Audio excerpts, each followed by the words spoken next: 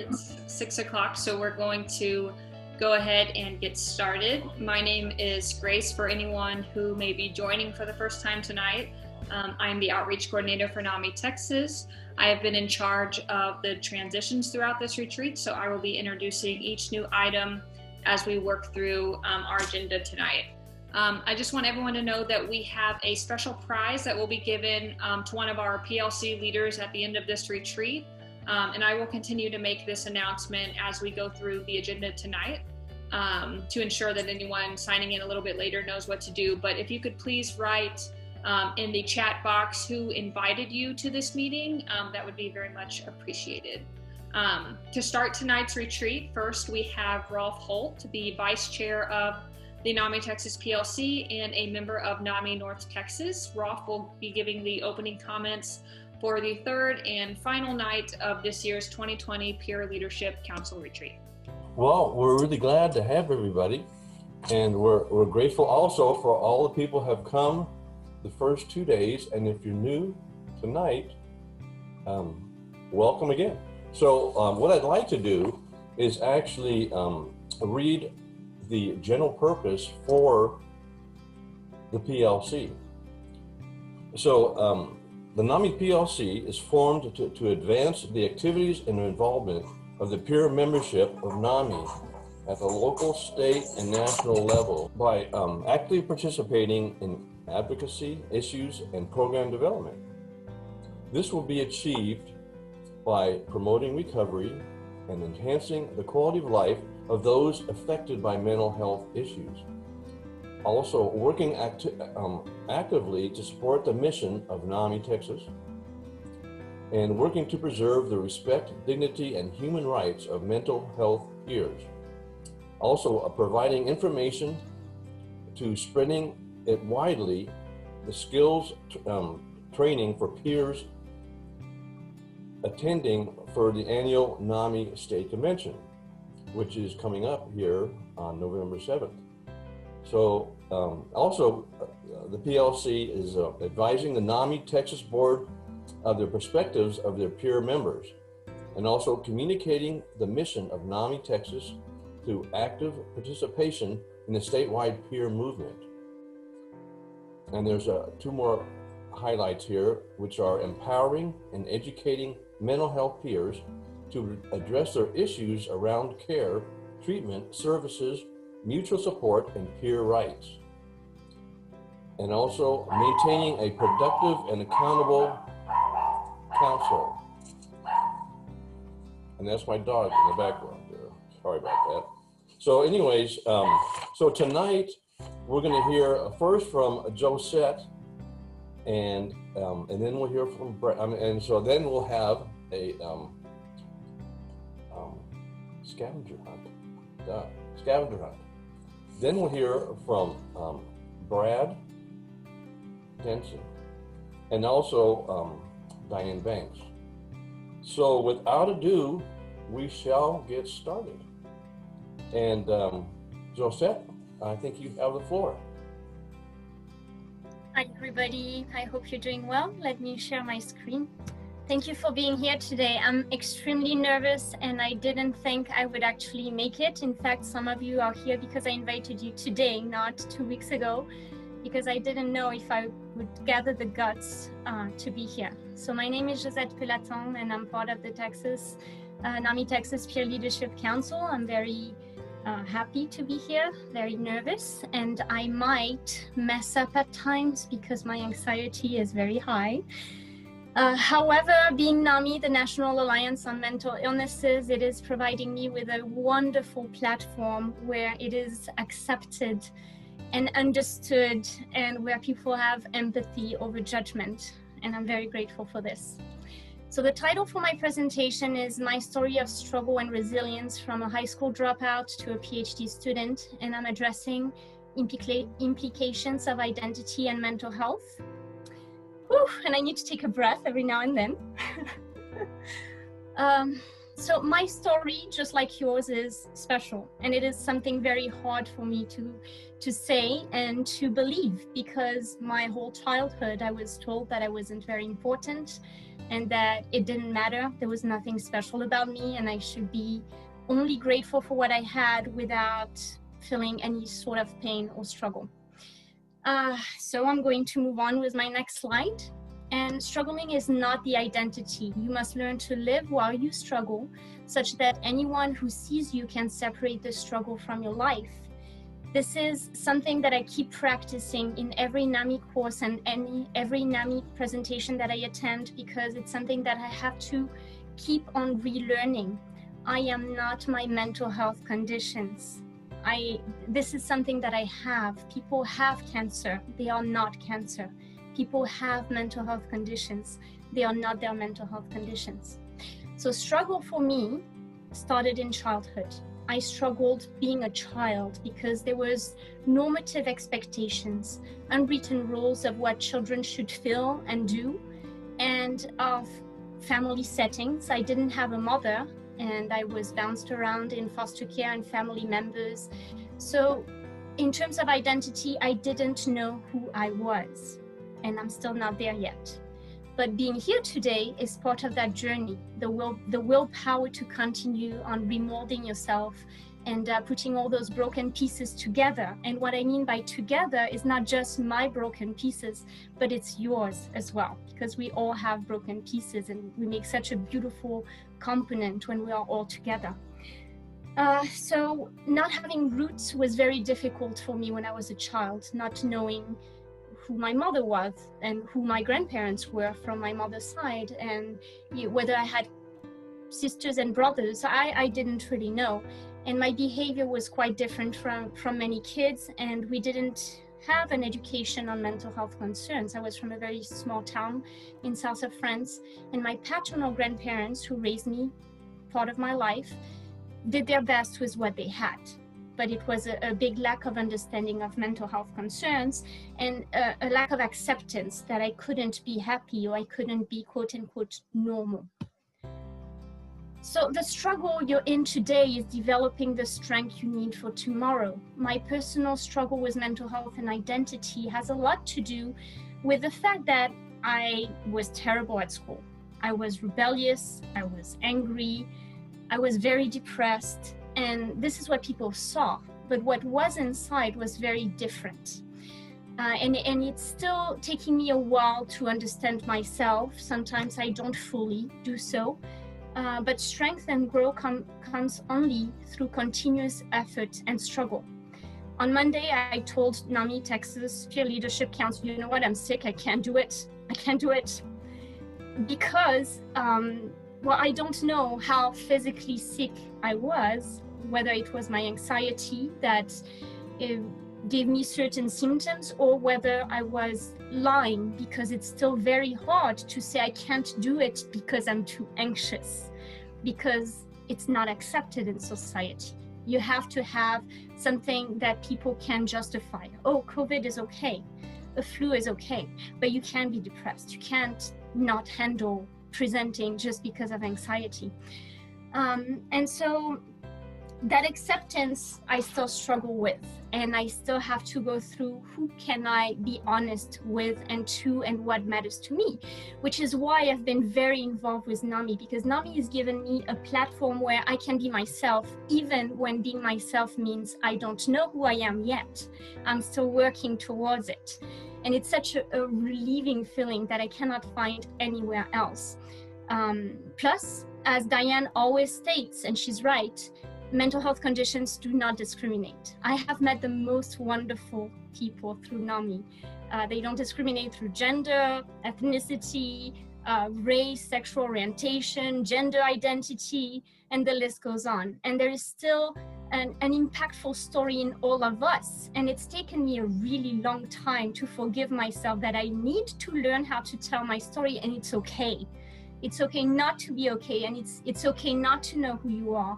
And we're all in this together because we're part of a community. So when I entered high school, I had failed 2 grades levels, and I was labeled at risk. I was labeled special ed. And I wanted to become a veterinarian, but my family told me, you cannot be a veterinarian. You're not smart. You're not dedicated. You can't do it. But you can be an assistant, because I know that girl who's not very smart and she's a veterinarian assistant. So I recognized that the context of where I was not healthy, and that perhaps that identity struggle had a lot to do with that context. So I left at 16 years old. And while some people assumed that it was a tantrum, that I was just going to come back, no, it was part of that journey, and I'm very happy and grateful for it, because today, as a high school dropout, labeled at risk and special ed, who has failed 2 grades, highly insecure, so afraid of mentioning something that I shouldn't, or hurting somebody else, or being the center of attention in a negative way, I am here. And I am that PhD student. And I'm not saying that everybody can do it, because when people told me, well, you have 2 arms, you have 2 legs, if I can do it, you can do it, that's not true. It depends on that moment, that context that you're in. And it's okay. It's okay. So I believe in everyone, and every kind of achievement is worthy of applause. So even though for some people it's getting up that day, that is such a beautiful accomplishment. And I've been there. And the work is yours, because people might extend their hands to be like, hey, we'll help you get up. But you're the one that has to reach out. So the applause is all yours. So when I was in high school, as a high school dropout, I went to the United States in my search for identity with a lot of anger. That anger for me has been productive, but I did the work to make it productive versus destructive. Now, does it mean that I'm never destructive? Absolutely not. My boyfriend, that might or might not be here, will be able to confirm that I break up every 2 days because, oh no, this is my sense of control over certain situation at certain moments of my life. But we are not here to reach an end goal, a degree, a certification, a friendship, a relationship. This is all about your identity. So in the next slide, I included a little girl with a mom. And the reason that I did that, it's because it's very, very difficult for me to talk about the fact that I didn't have a mother. And at 18 years old, when I searched for her, I didn't like what I found. So I didn't want anything to do with it. But in that search for identity, I also realized that I was not my family. You choose who you want to be, and there is power in that. I don't know who I am fully, but I know who I want to be, or I know what I want to move forward. And that is the reason that I've been able to achieve certain things. That is the reason I'm here today, because I've challenged myself that I don't feel like I can do it, but I'm going to keep on trying. And I put also a little girl putting on mask because I'm very well known to be the happiest girl in town.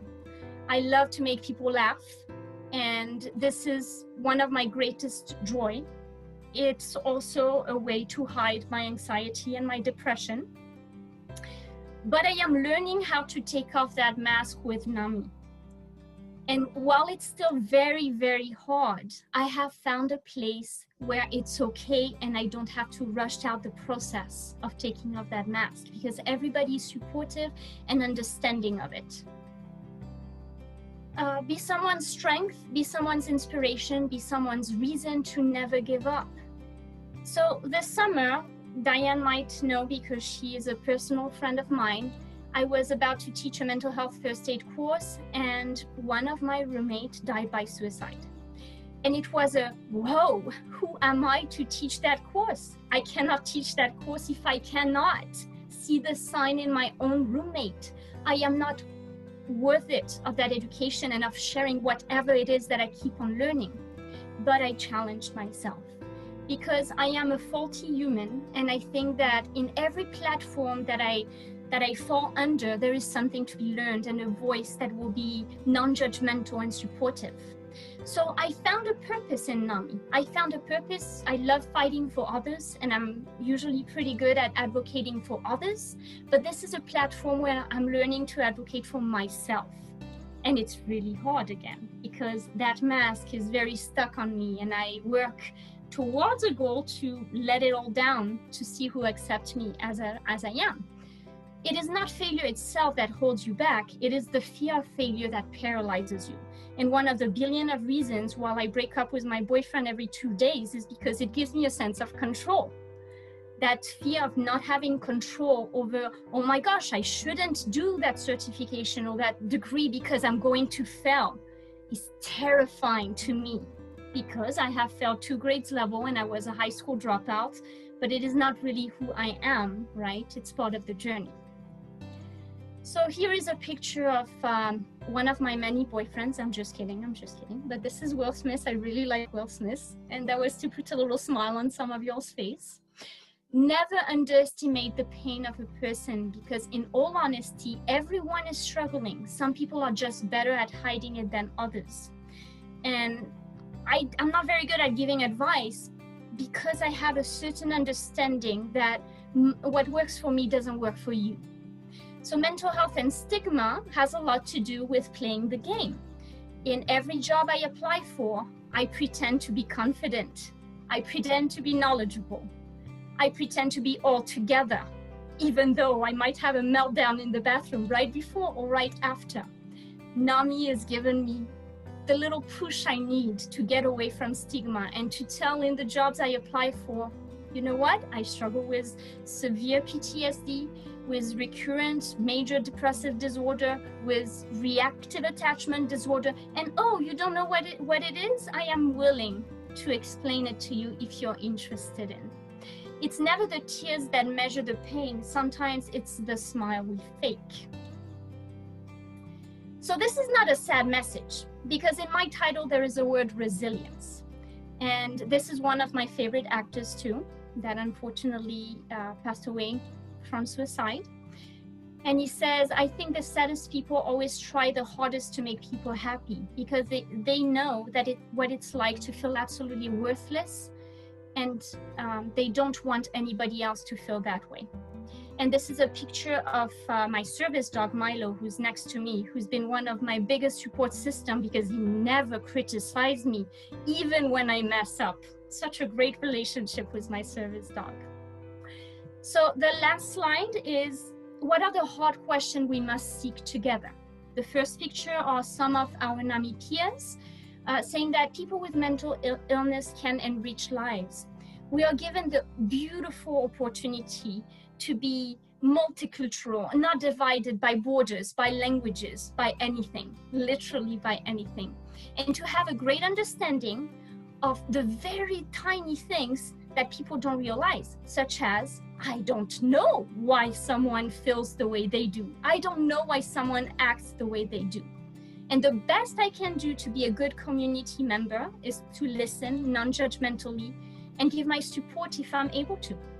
So there is a community garden that I love. It's mental health related to me. And I think Diane is going to address some coping skills today. That's one of mine. And thank you so much. This is a message of hope. This is a flower of resiliency. Even though your head might seem too dark, there is always hope. Hold on to that. Thank you so much. Thank you so much for sharing your story and giving this presentation, Josette. I just want to remind everyone that if they have any questions or comments for Josette or for our other presenters, please make sure that you are putting them in the Q&A so that we can address them as a group at the end of tonight. Up next, we're going to take a quick break and do a fun scavenger hunt activity, which will be introduced by Tracy Green and led by Diane Banks. And because we are doing tonight's retreat as a webinar, the only people that will be able to participate in the scavenger hunt live are the panelists in tonight's call. But please feel free to play along or use this time maybe to take a breather and a quick intermission. The door prize for this scavenger hunt includes a $25 Visa gift card, as well as a beautiful unisex ring that says, I am enough. This ring was donated by the designated affiliate leader of NAMI Greater Corpus Christi, Angela Horner. Great. Glad to know there are prizes, because I am competitive and I love to win. So tonight, we're going to do the scavenger hunt, but before we do, we have some housekeeping rules for everybody but me. No, I'm just joking. Okay, housekeeping rules. There are just a few of them. The first one is you have 1 minute to find your item. Now, I don't know what these things are either, so that I can participate. Thank you very much, Diane. Number 2 is your device must stay neutral, must stay stationary right where it is right now. Number 3 is come back to the answer with the qualifying item and yell, I found it. When I find it, you'll hear it from anywhere in my house. Number 4, the item must be tangible. It can't be a screenshot of something. Number 5, the same item cannot be used for more than one answer. And then finally, if there is a tie, the tie always goes to me. I'm sorry, that's not what it says. If there's a tie, both of you get the points. All right, so I'm gonna hand it over to Diane and get ready to move. All righty, good folks. So y'all ready to roll? The first thing that I'd like you guys to go get is to go get and bring back something that you are grateful for.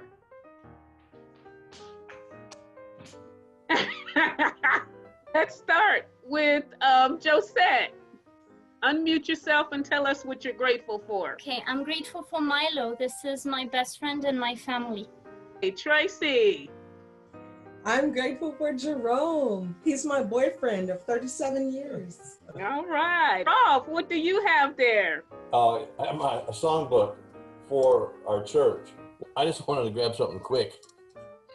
Although I am grateful for the songs in it. Grace, what do you have there? I'm glad you called on me because Bodhi's trying to leave. So this is Bodhi, my cat, and I don't think she's grateful for me because she's trying to leave. Brad. This is DJ. This is actually one of our many cats that we have and house animals that are our comfort animals for all 4 of us. So, Anthony, what you got? Oh yeah, it's a photo of my dad and one first golf tournament that we played in together. All right, so for that one, I'm gonna have to give everybody the point on that, okay? So go get, and you have to come back wearing it, okay? Go get a face mask. First one back wearing the face mask.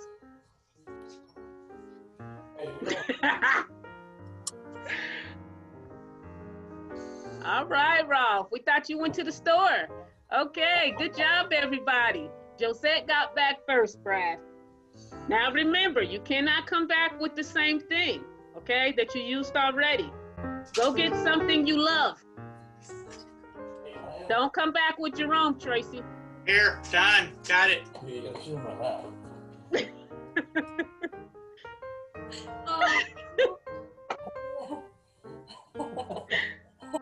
These are Star Wars figures. These are some of the ones that I've actually painted. Rolf, what do you have there? I Who have is my wife, that? Diana, All right. who I love. I'm showing my 4 grandchildren. I got one of my journals. I love to write, so that's one of them. Awesome, awesome. I see what you're laughing at, Tracy. Grace, what do you have? I got my journal too, because I love to journal and write, and yeah. Okay, Josette. I was gonna go get my bird, but she was a little bit hard to catch, and I feel guilty, but I got coffee instead. That's a hard one, so I'm gonna have to give that to everybody. But so far, Josette is in the lead, okay? So go get a book that you think someone else will enjoy. Got it. Found it. Oh.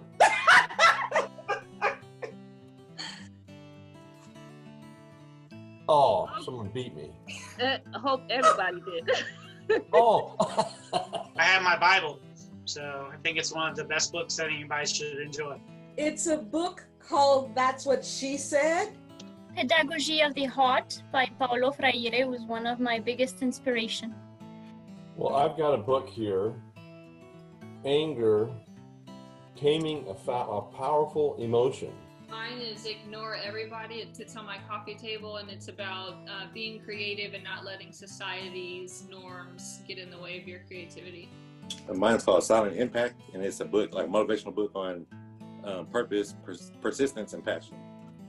Okay, I'm gonna have to give everybody that point. Okay, so we're gonna do one last one. Go get some hand sanitizer. Josette wants that a gift card. Thank you guys so much for participating, but I'm gonna have to give it to the home team of Nami El Paso, Josette. That was fun, Diane. Thank you. I just want to remind everyone that we also have a special prize that's going to be given to one of our PLC leaders at the end of this retreat. Going back into presentations, our second presentation of tonight, Balancing Act, Maintaining a Career While Managing Wellness, will be presented by Brad Denson, NAMI San Antonio State Peer Council Delegate. So the topic tonight that I'll be presenting sounds like there's a pretty much targeted audience. But however, I think you're going to find that the principles that I'm talking about tonight, number one, you probably already know. Number two, you can apply whether you are the CEO of a company, of a large firm, a clergyman, or maybe you are not in the traditional workforce. Now, maybe you are a full-time caregiver of a loved one or even a volunteer. Number three, they are very applicable to caregivers and peers alike, no matter what other roles you play in life. Now, today I'm going to present Balancing Act, Maintaining a Career While Managing Your Wellness. So tonight we're going to talk, the flow of this topic will take you through a little bit of my personal lived experience and actually who I am. I'm going to talk a little bit about career choice and then on to a healthy work environment. Next, we'll touch on that old cliche, work-life balance. And lastly, I'll end with some closing remarks. But first, let me introduce myself. My name is Brad Denson. I'm an individual living with several mental health conditions. Now today, I will lead this topic as a professional and healthy individual living with mental illness, starting with my current career. I manage the surgery coordinators for one of the largest urological practices in the United States and the largest urology physician group in South Texas. In addition to supervising coverage for 30+ physicians, my role also entails coordinating anesthesia, equipment, supplies, and pre-clearance criteria for patients and procedures across hospitals and surgery centers for all of Bexar County. Now, as with any job, I also wear many hats, such as producing weekly reporting and analysis for external vendors and for our surgical center. Now, I juggle those duties with managing surgical schedules for 3 surgeons, 2 family nurse practitioners, and the Texas Transplant Institute. Additionally, I also consult for company software migration, and I'm a trusted resource for consultative services for other large urology firms across the United States. Now, pause a little. I think I'm actually forgetting something. Let me see if I can find it. Oh yeah, this year I get to add a new title to my resume because I'm also the unofficial COVID compliance officer for surgery pre-clearance. Thanks, coronavirus. So, naturally, with my OCD, anxiety, and panic disorder, I chose a very slow-paced, very low-stressed, very humdrum career.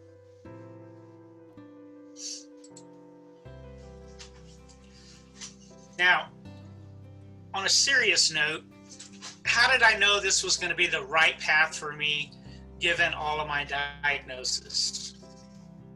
Now, choosing a career work path can be very difficult for the average person, but can prove even more challenging for someone living with a mental health condition. Let's talk a little bit about Myers-Briggs personality score.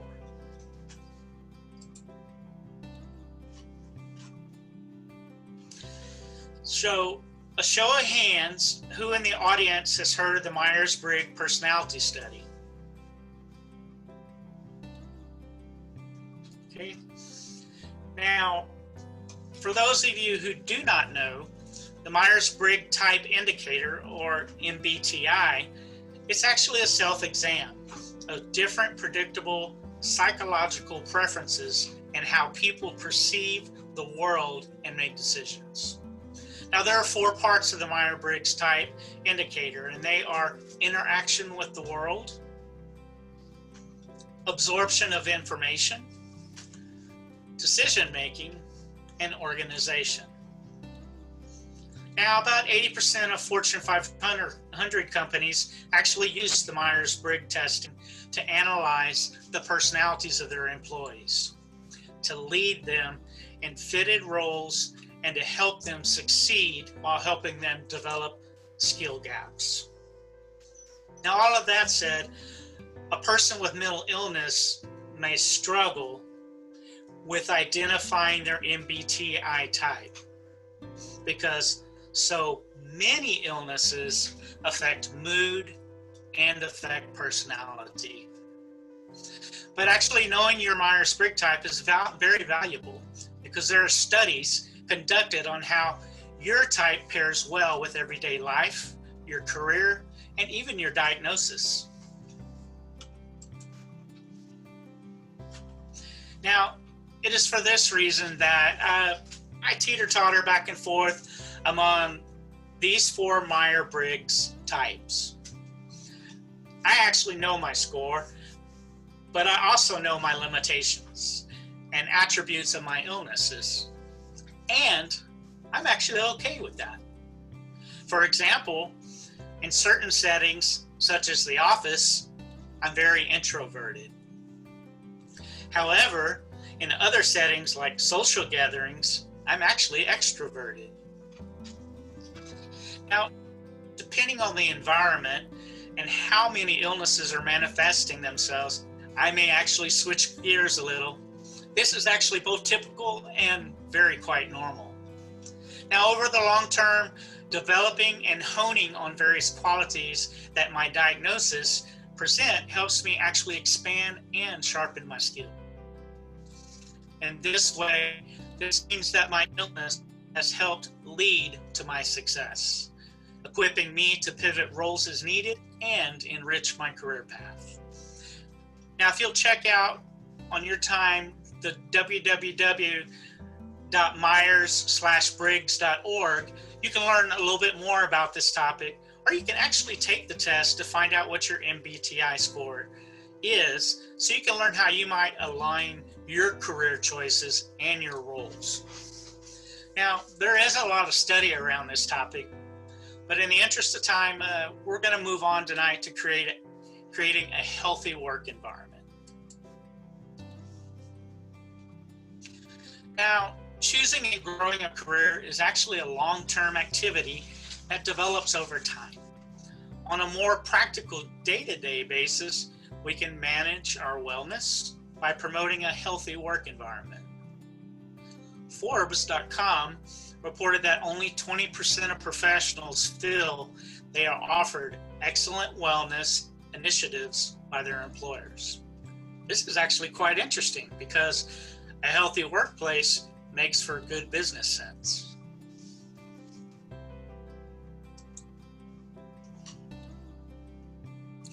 But let's talk about how to incorporate mental wellness into your company culture.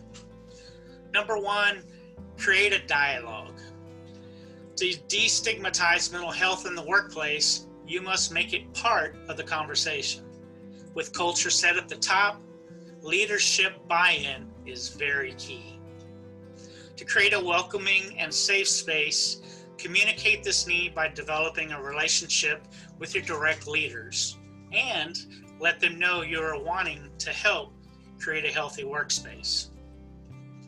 encourage that leadership to work with HR to create a company-wide memo or seminar on mental health in the workplace, offer managers training on mental well-being, and use an open door policy.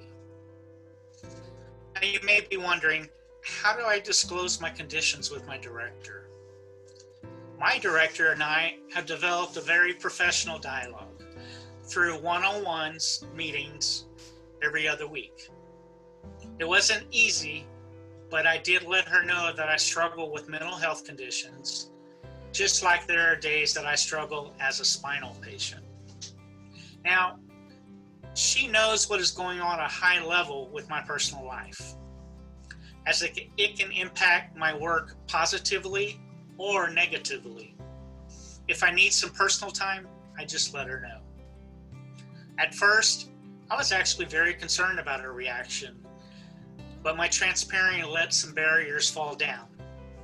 And she actually disclosed her own personal family struggles with mental health to me. Number 2, you need to promote benefits that support mental health. Invite HR to host a training discussion on the various behavioral and mental health benefits offered by the company, as well as provisions of any employee assistance programs in order to draw focus on these benefits. Now, this is both practical and informational and does not create angst. That can happen when approaching an uncomfortable subject, such as mental illness. And then number 3, we need to educate about NAMI resources. Another way that I have promoted a healthy work environment is that I've invited our NAMI education director to our human resource leadership meeting to talk about the importance of NAMI resources, education in the workplace. Now, this really did open up a conversation among my peers because they found that they were not alone in their situation. For the first time, many of them spoke out about their challenges they were dealing with in their homes. Now, after tonight, I'm actually going to have an opportunity to give this same presentation I'm doing tonight to my company as a whole. In my wife's place of employment, she has informed her co-workers about NAMI resources via the company wellness newsletter, and she actually had a similar response as me, where many people identified with their topic and disclosed some issues that they have been dealing with. Now, because we have promoted mental wellness in the workplace, more people actually have an additional resource through NAMI to actually help them in their journey. Now, peers are much more cognizant when a team member is having an off day. There is now less pressure for people to perform 100% all the time when people are unable to actually do so. And that's okay. Why? Because that creates balance. Now we're going to move on to work balance. Ultimately, a work-life balance is critical to managing your career and your life. This isn't as simple as compartmentalizing your workday from home life, especially during these times. This is not about using someone else's checklist or social media meme or some whimsical coffee mug theology to manage your life. A work-life balance is something that you create and continue to evaluate, tweak, and enhance as necessary, because let's actually face it, we cannot control our illness, but we can control the balancing act of maintaining a career while managing our wellness. Now, some closing remarks. On the surface, it seems like that I might have all of this figured out and packaged it up in a simple YouTube tutorial. The truth is that my conditions forever linger in the background. Some days, they like to actually bubble to the surface. Other days, they're just white noise. But every day, they are just a small facet of who I am. It is that balancing act that lets others know that I am much more than an illness. Thank you for your time this evening. Thank you so much, Brad. That was extremely informative and inspiring.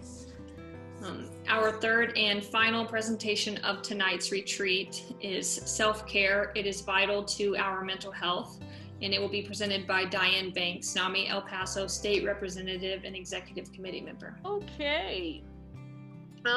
Just as Grace said, self-care is a vital tool that we have to help guide us through our mental health. And I feel like self-care is a way that we can empower ourselves. So let's just dive into it and talk about how we can benefit from it. Next slide, please, Grace. Self-care is like a roadmap. When we do self-care and dealing with our mental health conditions, it allows us to better transition, to better deal with anxiety, better deal with stress. And it actually is one of the most powerful tools that we have to be able to deal with. Next slide. So, when we think about mental health, we usually think about the treatment that we receive, the medication that some of us take.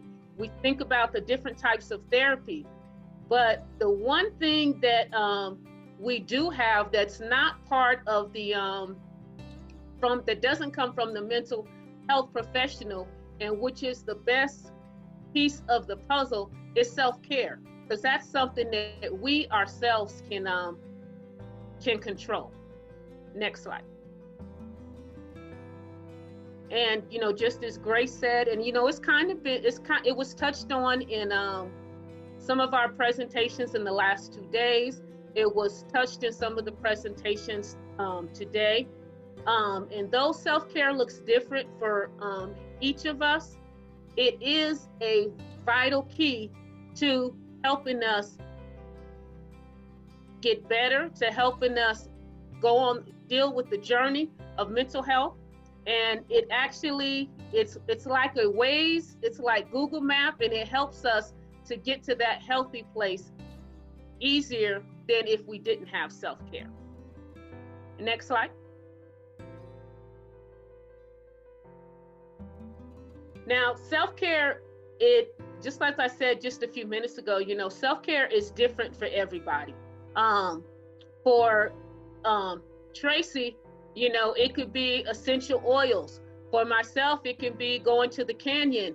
For Josette, it can be just taking a bubble bath. So regardless of what it is, just as long as it's something that works for you and something that makes you happy. So you get to control the self-care. You get to control what makes you happy.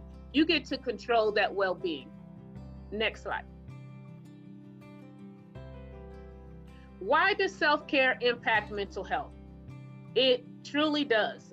Some forms of self-care are more helpful than others to the mental health state and to our conditions when we're dealing with. And some of those are exercise, eating well, and sleeping well. And those three things are major categories that are impacted by our mental health condition. And I know in day one, speaking of eating well, I don't have my candies right here right now, but even like with the eating well, I know I got busted out on day one for eating some gummy bears or some sour candy, something I was eating. But also sometimes when we have, that may not be so well, but sometimes just eating nuts, eating raisins, will better help us as well. Next slide. How do hobbies, baths, and the other different mental health, the other different things that we choose for healthcare help us. Number one, a sense of security. Therapy helps us to learn to manage our anxiety, our depression, but self-care helps us to be cared for. I know on yesterday, Tracy mentioned having a blanket. Self-care can be in the form of a blanket. Self-care can be in the form of somebody special that you reach out to. And so that's another form of self-care, having a sense of security. Next slide. Because you're worth it. That's why self-care is so important. And I know sometimes with having a mental health condition, it allows us to beat ourselves up sometimes. But one of the things that we have to know is that we are worth it. Regardless of what your journey has been on mental health, regardless of what you're dealing with, regardless of what your mental health condition is, you have to know that you are worth it. Even days that you don't feel like you're worth it, the best thing to do is fake it until you make it. Sometimes it's hard, some days it's going to be harder than others, but you just have to fake it until you eventually realize the value that you have. Next slide. Yourself and others. You're the person that you spend the most time with. So you know better than anybody else what self-care you need, what makes you happy. Josette kind of touched on when she was talking, in her presentation, she kind of touched on it as well. For example, for some people, just getting out the bed can be a task. So for some people, just getting out the bed could be self-care. Going downstairs to eat breakfast can be self-care. But like for others, it may be, going outside, going to the park. But so self-care is what you define is best for you. And when you're dealing with your own mental health condition. So relate to what it is that's going to make you happy, what you enjoy. For Anthony, it could be reading a book. For Rolf, it can be, playing the piano, just listening to music. But there's simpler things, and then there's harder things. But whatever you choose for that self-care, just make sure that you choose what is correct for you. And sometimes, dealing with yourself and others, and sometimes that self-care is going to be limiting yourself from knowing your triggers. So self-care is just vital, regardless if it's a sense of security, knowing that you're worth it, or knowing what you yourself need. Next slide, please. Some self-care tips. Do things that you enjoy. And that's something that sometimes it's a little harder for others, because some of us like to please other people. But sometimes if it's something that you do not want to do, you're going to have to learn them two letters, one word, no. Do what makes you happy. Do what you enjoy. Regardless of how simple it is or how hard it is. If it's something that brings you joy, do it. Be a pleasure connoisseur. Just like I just said, quality is more important than quantity, okay? So if, let's say, you just want to go outside and get some fresh air instead of going on a 2-mile walk, if that's something that you want to do, then do it. You don't necessarily have to run a marathon. And the thing about, I know Greg touched on this earlier in the week. Greg touched on the differences, the evidence of getting fresh air, what that does to you.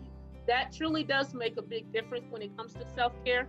So that's something also. So just remember, quality over quantity, and do what gives you pleasure, not what gives other people pleasure. See friends, and not everybody is big on socializing. Not everybody loves large crowds. Some people just like one or two, you know, and for some of us, you know, some people just like to be alone. But regardless of what type of network you have, just remember that there's someone that you can reach out to. And that's one of the things that I love about the NAMI family. That's one of the things I love about the NAMI peer leadership.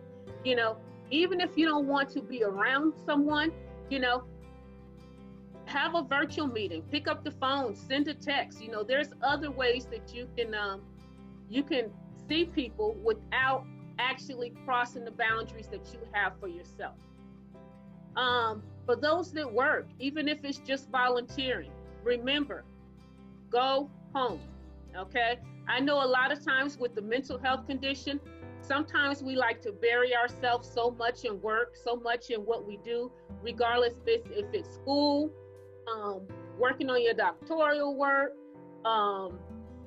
working in NAMI, for example, working in a school, whatever it is that you do, just remember, you are important too. So sometimes, you know, you just have to, when the work piles up too high, even though it takes your mind off of some things, sometimes you just have to push it away and step back and say, no, I'm not going to do it right now. So remember those things. Do things you enjoy. Be a pleasure connoisseur. See friends and go home. Next.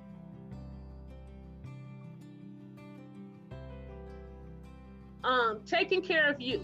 You are the most valuable asset, okay? So take care of you. And these are some ways to improve your emotional health. Maintain proper nutrition, you know, and I'm not telling everybody to go be a vegetarian or, you know, eat a strict diet, but what you eat does make you feel better, okay? So, you know, and I'm not telling you never have no candies like I be having all the time, but, you know, you can, you know, try some salads, eat some nuts at night instead of eating candies when you're laying in the bed and can't sleep. Eat some nuts, eat some raisins, you know, because what you eat truly does make a difference, okay? And keep it simple with protein, vegetables, fruits, and good fats. You know, I'm not saying that you can never have no sweets, you know, but just put, like, I believe it was Brad that said it. Have some balance, okay? Next slide. A support circle. Get yourself a support circle. You know, it can be part of the NAMI family. It can be part of your church family. It can be part of your biological family, you know, but get yourself a support circle. You know, because sometimes there may be different people that you want to discuss things with. For example, you know, there's sometimes that I may discuss things with my NAMI family that I won't discuss with my biological family. And vice versa. There's some people that can discuss things with the biological family, but won't discuss things with others. Get a good night's sleep. Something that that I really need to do, but get a good night's sleep. You know, even if, you know, you don't sleep that well at night, try to take some naps during the day. Try to take a lavender bath before you go to bed. But remember, sleep and eating is vital to a healthy mental health, okay? You don't have to be, just like Josette said, you know, you don't have to be your mental health condition, okay? So just remember that, you know, a lot of our mental health conditions come with these things already built in, but we can change them around, okay? That doesn't have to be how it is, okay? Next slide. Take up a hobby. You know, there's many things that you can do. And regardless of what your hobby is, just as long as it's something important to you, you know, you can, and that's one thing that COVID-19 has brought out of a lot of people, you know, hobbies, people that never even did hobbies, you know. You can crochet, you can restore some furniture, you can plant gardens, and some of these things, you know, and it doesn't necessarily mean that you have to finish it. you know, but just do something to take your mind off of things. So hobbies is very vital. Next slide. Find balance. There we go again. Find balance, find balance, find balance. Okay? Because I know that, you know, one thing about COVID-19 is, in the midst of us being in this pandemic right now, even for, you know, I'm going to talk about El Paso for right now. For example, we were in the midst of a shutdown as of midnight last night. But because of the unbalance between the some of our officials here, you know, we're not sure if we're officially in the shutdown or not, you know, but so sometimes we have to find our own balance to get our own peace in the midst of everything that's going on. So, you know, sometimes just step away, read a book, you know, if your school load gets too heavy. For those of us that are continuing on with our education, when that gets too heavy, you know, step aside, go for a walk, just get outside, get some fresh air, plant, you know, just do something, but just step away so that you can find some balance in the midst of everything that we have going on right now in the midst of this pandemic. Next slide. Take up meditation or yoga. I haven't did it yet, but I said I'm gonna get to the yoga part. Not ready for that tree pose yet that she's doing, but you know, breathing exercises, mindfulness, as Tracy spoke about on yesterday. Anything that's going to make you relax, you know, prayer, just simple meditation. Just sit there, even if you just have to listen to a song. Just if you want to just sit in silence, you know, go outside in the park, just sit in the grass, feel the wind on your face. Those of you that are lucky enough to be by water, you know, go sit by the water. Just those things can truly make a difference. Next slide. So these are some self-care activities that can improve your mental health. And I'm not going to go through all of them. And, you know, some of them are just simple. Adult coloring book. Start a gratitude journal. I noticed that when we did the virtual scavenger hunt, you know, a lot of people came out with journals. Do a journal. Take a yoga class. Create a vision board for yourself. Just listen to your favorite music. Go for a walk. Learn to play an instrument. Go for a haircut. Get a facial. Just simple things. But the most important thing to realize about self-care is to know that you matter. So do whatever it takes so that you can improve your emotional health. Next slide. And these are some affirmation journal prompts. And, you know, the reason I say know the end from the beginning, you know, because just because your road may be rough, start out the way that you want it to be. You know, it could be something as simple as, today I give myself permission to feel my pain. Today I give myself permission to feel my joy. You know, whatever it is that you're going through, just realize that you have control of your life. You have the choice to let others know that you're important, even if you just have to step back. Give yourself permission to honor your body, spirit, and its needs by eating healthy, by going to work out, by exercising. And, you know, and I'm not saying that you have to go run a marathon. You know, for some people, it just can be one lap around the track is a big difference. You know, so just do those things to get you to moving forward to a better place, so you can be better emotionally. Next slide. So just remember, you know, and all of these things are what I see in the peer leadership: hope, purpose, as Josette said, resilience, and thrive. So when life gets stressful, you know, and it truly can take a major toll on your emotional health, make sure to practice self-care to balance your emotional health, stress, and overwhelm, so that you're not stressed, so that you're not overwhelmed. Okay, have that balance. Next slide. And this is just a quote from LeVar Burton. Because storytelling and visual storytelling, we put in the hands of everybody, but we've now become our own storytellers. So, write your own story. Write your own story by implementing self-care, by making yourself better emotionally, regardless of what mental health condition you have. Next slide. So just remember, you are worth it. And self-care is vital to making sure that you are still here. So just remember that. Thank you guys so much. Thank you so much, Diane.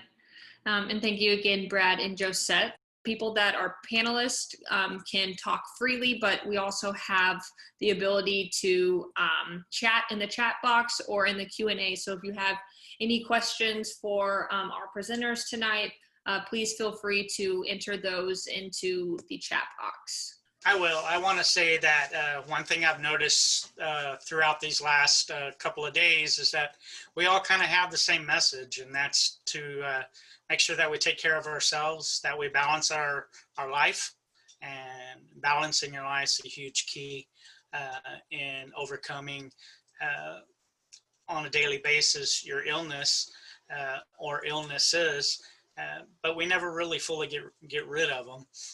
They just linger in the background. But that's one of the biggest things that I saw amongst all of our presentations. And I really enjoyed those tonight and all the others from day 1 and 2 as well. Yeah, and to piggyback off of that, Brad, it made me think of something that, like, right off the bat in Josette's presentation as well. It's just, and this goes for all of you, your vulnerability, I wrote it down, so that's why I'm looking down, your vulnerability and acknowledging that you don't know what you are yet or what each day will bring. I think so many people feel that way, and society is constantly telling us that it's not okay to feel that way. And so this group's ability to acknowledge that it's okay to not be okay, and acknowledging that you don't have it together is just really comforting. Can you hear me? We can hear you fine. Oh, okay. So I found tonight so powerful and so positive. All three of you. My first question is to Brad, because I didn't know. Kidney stones. I've not worked outside of the home for more years than I have worked outside of the home. And that's because I have all these ups and down days and never know what to expect. So when you talk about having this open dialogue with your supervisor, how did you know it was safe to do that? Or where did that relationship start that you knew it was okay to have that conversation? Well, when I first applied I've been with my company for 20 years, but when I applied for the position that I'm currently in, a supervisor, when I met with her and I met with our CEO, the one thing that they had noticed from the past, and they mentioned that when they look at my record, that I had some past things that they were concerned about. Number one thing, maybe saying the wrong thing to somebody, or even being abrasive with some of our doctors at times. And the first thing that my initial boss said was, I'm not sure you're the right person for this job, but I'm not sure that you're not. And to me, my CEO, I've always had a personal dialogue with. He knows more about my family than anybody in my company other than my boss. She knows as well. But I kind of had to take a leap of faith. I knew she was a Christian, and listening the other night about the balancing your life, church, and mental illness, I was scared. But I wanted to let her know that I want to do the best I can in the position I'm in, but I do struggle with certain things. And she kind of picked up on it because one of my first meetings that I actually presented in with the group from our surgical center, they were trying to get me to change some processes that we do. And I told them that just doesn't work. That's actually a waste of my time. And so she has, through time, noticed that, because I'm the type of person, I say what I feel and I'm going to say it. But I'm very direct. But my boss has been teaching me how to be direct, but direct in a way that is professional. So those were the kind of doors that opened up. And my CEO, I had to mention to it because our oldest daughter was put in, surprisingly, she went to Lubbock Christian and was placed in a mental institution over the Thanksgiving holidays when all this first really started for the family. And I had to share with him the reason I needed to leave close to Thanksgiving. And he understood and talked to me, and he actually has kids as well. So it really was just a leap of faith. Thank you. That's very helpful. I also have questions for Josette and for Diane. I'm going to go with Josette next. Josette, your story is so powerful and it's so inspiring, and I'm very grateful that you kept pushing. So I know that today you have your dog that's your best friend and helps you, but even in childhood, where did the resilience come from for you to make it from that stage, to when you first went to college, or, you kept being able to transition to through the next hurdle? I like to think that I've always been really resilient, but I wasn't aware of it necessarily. And my resilience probably came from anger that I used in a positive way to fight for myself, to prove the world was wrong about me. And also because I'm quite privileged in many ways, and I have constantly practiced an awareness of those privileges and that it was okay to fall. And even though I didn't realize that there were people who cared, because depression blinds you of all positiveness, eventually there was a little light because people didn't give up on me, and I accepted that help. I learned I am working towards loving myself and finding out who I am with a sense of purpose of helping others too. Absolutely. That is just so inspiring. I'm so grateful you're in my life. Thank you. Diane, my question to you is, you are such a motivator of other people. And I know you did this presentation on self-care. Can you give me or us a couple of examples of ways that you personally exercise self-care for you? Because I know you're working on your doctorate as well, aren't you? Yes, ma'am. Yes, ma'am. For me, one of my biggest things for self-care is exercise. Greg talked about the other day about being out in the fresh air. For me, I'd rather be here in El Paso. We have, for those of you that have been to El Paso, we have McKellican Canyon, okay? And I'm just a little country girl from Charlottesville, Virginia. So, we don't have the green grass and all that here. So for me, going up to the canyon, and even if it's just a walk, because I tell you, the McKellican Canyon ain't no joke, okay? It's like a 4 miles up and down to the point of where we go to. But it's a steep hill. But even if I'm just walking up there and listening to music, it's just so peaceful and so calm. And for me, the best way that I can relate it is the closest that I'm gonna get to God here on earth, you know. So that's what it's like for me. So I'll just walk up there, but you know, because I can be, as Rolf was mentioning earlier, I can be angry or having a rough day, but just walking up there and then coming back down, it's just all so simple. And then like the picture that you showed of your grandkids, you know, my grandkids, you know, they're my world. And then the third thing I would say that's on the top of my list, you know, besides my faith, my relationship with God, is just gratitude. You know, when I focus on other people, sometimes it puts my own issues in perspective. You know, so I hope I answered your question, but that's for me what works. Absolutely. And thank you. That was well spoken. Thank you. You're welcome. And you know, and I really wanted to say, you know, I truly enjoyed everybody's presentation from day 1 to day 3. I appreciate everybody for coming out. It's truly been amazing. I have a couple of comments from others that just phoned in.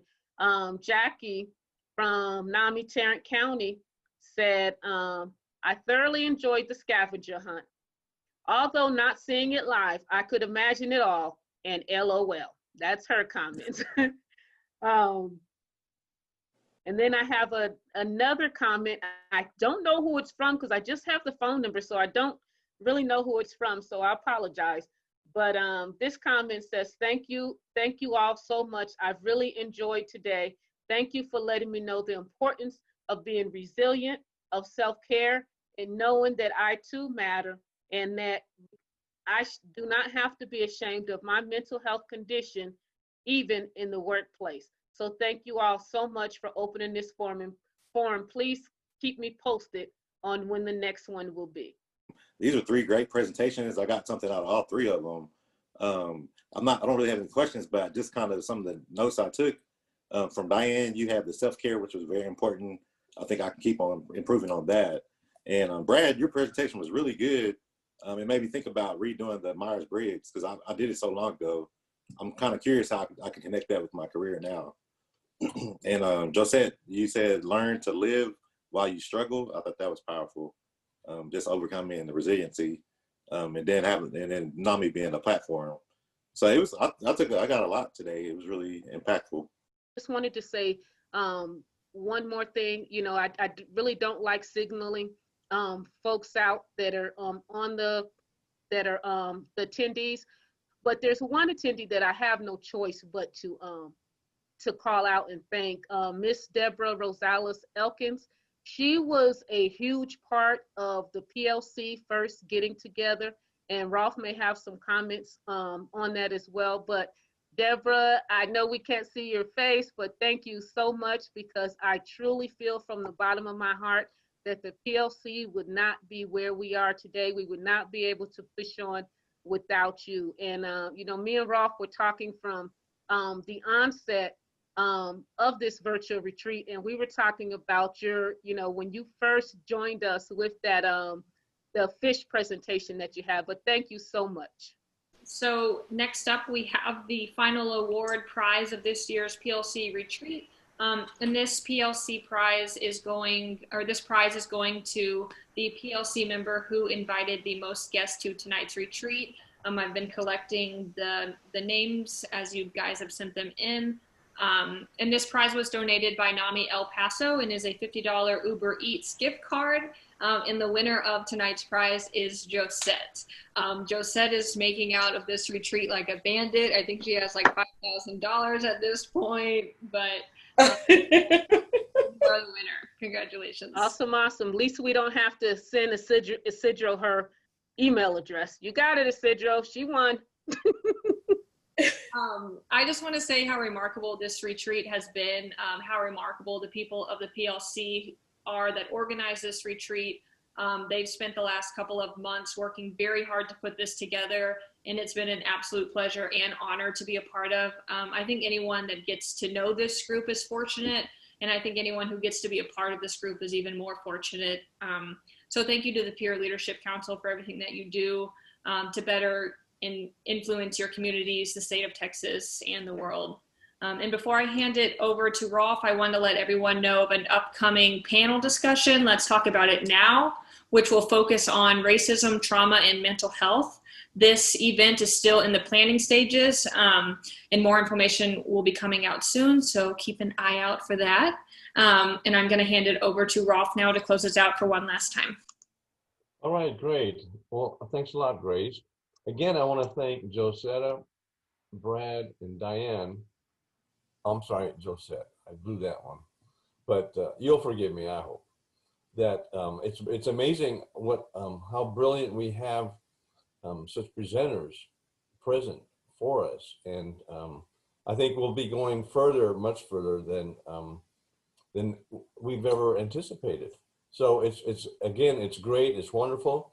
I just want to do a little shoe-in for Michelle Mata. I talked to her today, and she did intend to come on all 3 meetings. Like tonight, she's got a peer-to-peer she's doing online, and it started at 5:30. So, but she wanted me to tell or express to everybody, hello, and that she does sincerely enjoy being on the council. And so the other thing I want to mention is on November 7th, the NAMI Texas Conference starts at 9:30, and it is going to be, of course, on Zoom. So if you aren't invited, or if you haven't gotten the invitation, you look back on your emails, and it's possibly still available if you haven't already. Looking forward to that. And with respect to this little joke I got here, let's see how it passes here. So what's the best thing about Switzerland? Well, I don't know, but the flag is a big plus. That's the best one yet, Rolf. Is it? I mean, because it wasn't one of mine. I kind of just dug that one up. I like it. All right. With that, I think we can call our retreat completed, and looking forward to the next one. And Yes. hopefully with we'll keep adding to our numbers. So, go ahead, Diane. I'm sorry, Ralph. I just wanted to do just a quick correction, because on November the 7th, it is just a event. It's a gathering, so everyone is invited, but it is not a conference. Okay, Right, it's just gonna be a gathering. Yeah. But thank you. But come one, come all still.